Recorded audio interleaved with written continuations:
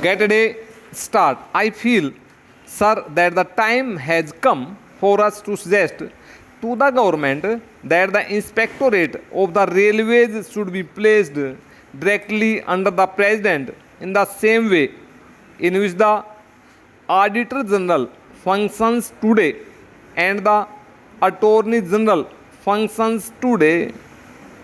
There is no reason why the inspectorate should be under the Ministry of Transport and Communications. If the railway inspectorate is placed directly under the president, it means we have to recruit separate staff for the purpose. I am not happy with the present arrangement under which officers from the railways are seconded to the railway inspectorate.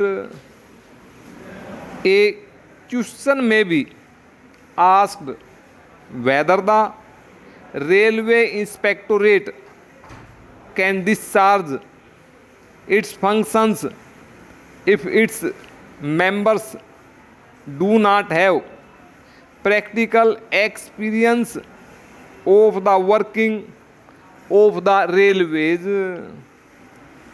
I may here quote the British example.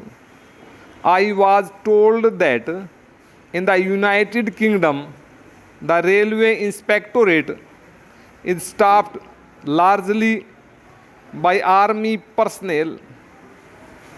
What is required is not that a person should have worked for so many years in the railways, but a person who is alert and who has a critical mind.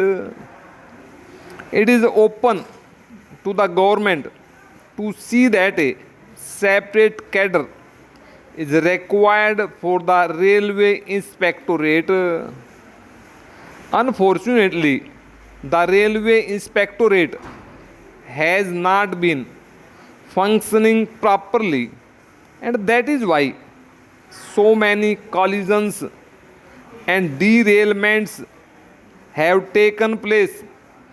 That is why the rolling stock has not been properly kept, and that is why also the tracks have not been properly supervised. The report contains many details about defective maintenance of tracks in the various railways which they have investigated.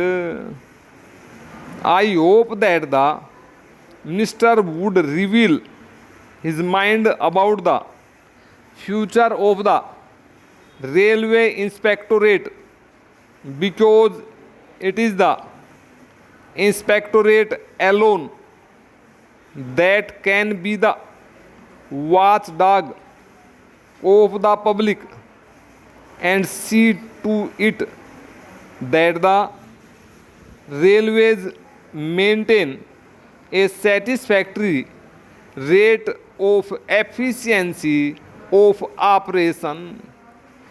Sir, some of the previous speakers made a reference to the need for reserving 25% of the posts in the railways for the children of railway servants. I am behind none in paying my tribute to the loyal work done by the railway servants in the various zonal railways, and to the rectitude with which many of them have discharged their duties.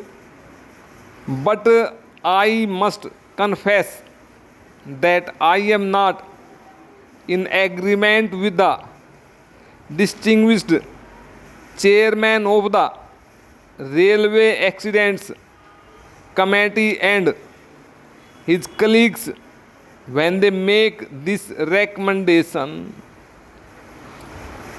if 25% of the posts are going to be reserved for the children of the railway servants in the railways, what about the army? They are the people who have sacrificed their life for the country.